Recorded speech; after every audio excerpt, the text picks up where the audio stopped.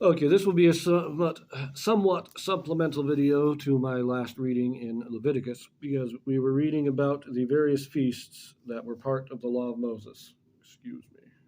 Something is annoying me here. Gonna have to. There we go. So, I wanted to flip to the Bible dictionary here and read what it says about these various feasts. Now, I'm not going to read the whole thing because there's some information that we don't really need, at least not in Leviticus. So let us read this. This is in the Bible dictionary under the entry for feasts. We start here. The law commanded that 3 times a year all the males of the covenant people were to appear before the Lord in the place that he should choose. That is, in the Feast of Unleavened Bread, in the Feast of Weeks, and in the Feast of Tabernacles. This ordinance presupposed a state of settled peace, rarely if ever realized in the history of the people in the Old Testament times. It was not and could not be generally or even frequently observed.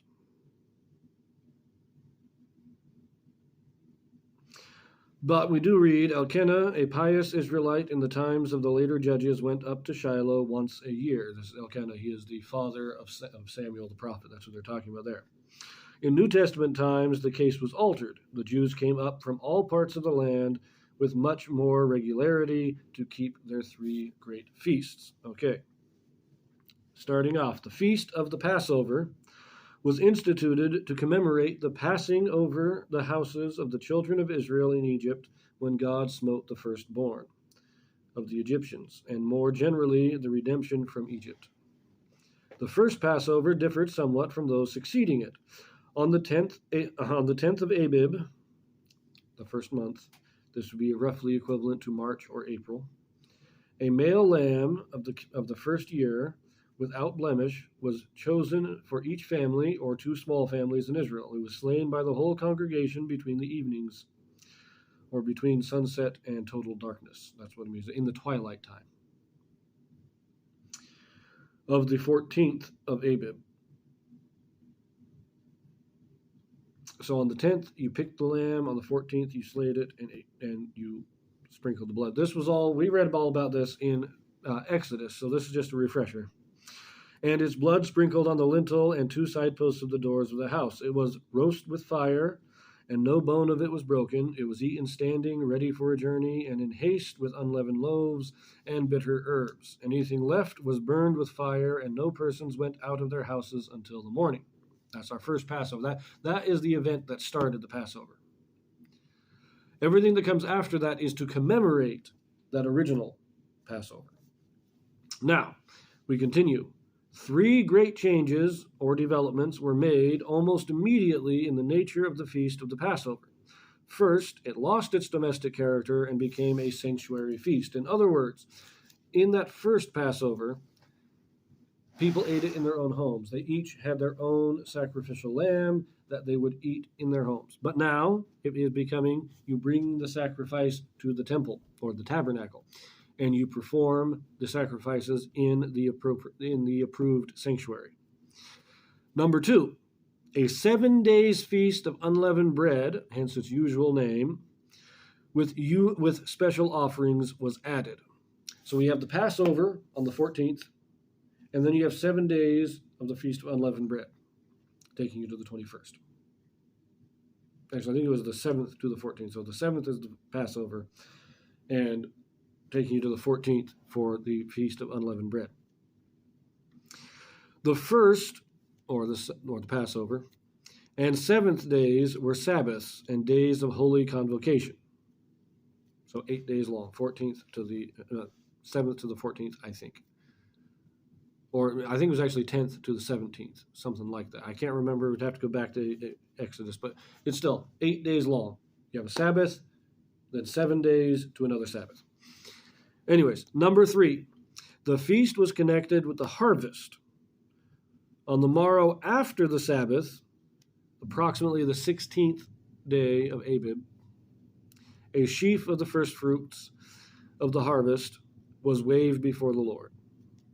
So this starts our harvest. This kicks off the harvest. Now, there were later traditions added to it, but we're not going to get into those right now.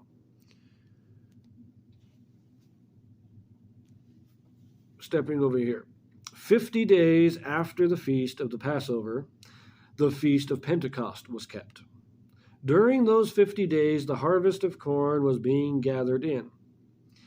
It is called the Feast of Harvest, the first fruits of thy labors. That's in Exodus. And in Deuteronomy, called the Feast of Weeks, because you measure 7 weeks. So it's after 7 weeks you get your feast. The feast lasted a single day, which was a day of holy convocation, so a special conference of the people. And the characteristic rite was the new meal offering, that is 2 loaves of leavened bread made of fine flour of new wheat. Special animal sacrifices were also made, and free will offerings. The festival was prolonged in later times, and huge numbers of Jews attended it.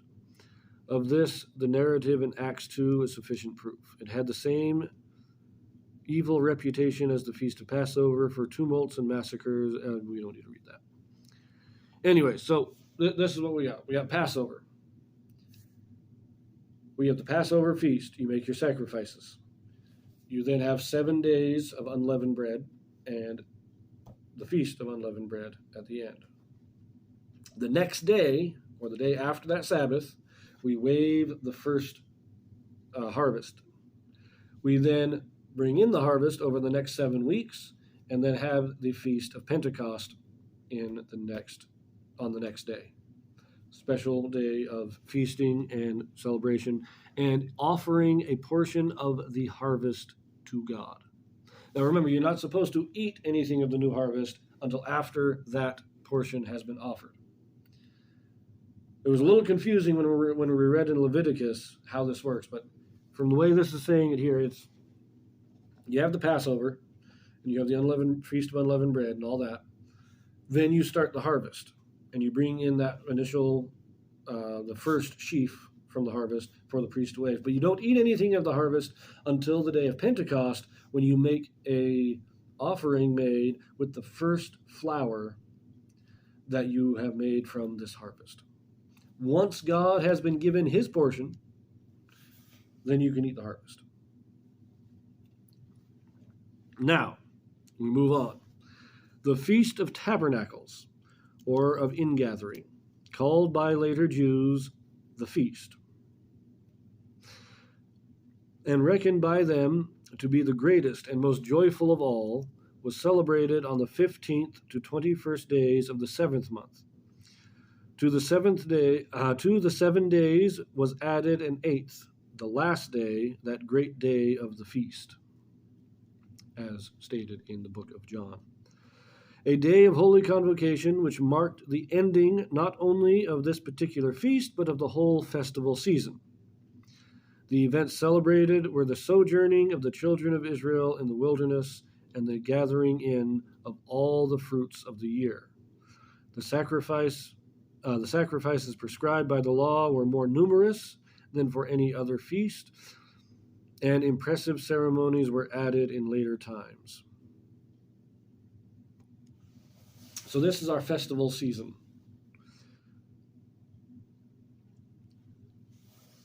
But I do have to check one other thing before I conclude this, because it's we're in the 7th month for the Feast of Tabernacles. Now, the Day of Trumpets, of course, the Feast of Tabernacles is 15th to the 21st. But the Day of Trumpets, and it says the 15th to the 21st, but I thought it was the 10th.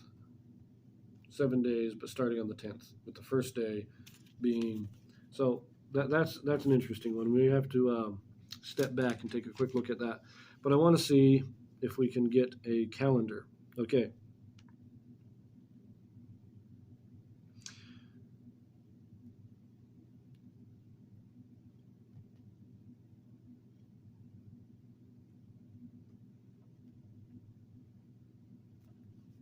Nope, we can't. Not a good one. Let's see. Abib, the name of the harvest month. Doesn't tell us what month it was. After the captivity, known as Nisan. Interesting. So we go back here to where we were looking for the calendar. And Nisan is the first month. Interesting. So the Feast of Tabernacles, so the Feast of Passover starts in the first month.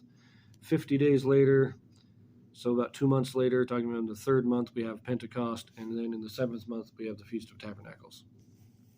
So, anyways, those are the feasts that we have. And I just wanted to read this to kind of give a better indication of the timing of these feasts. So Passover roughly lines up with Easter in the modern day.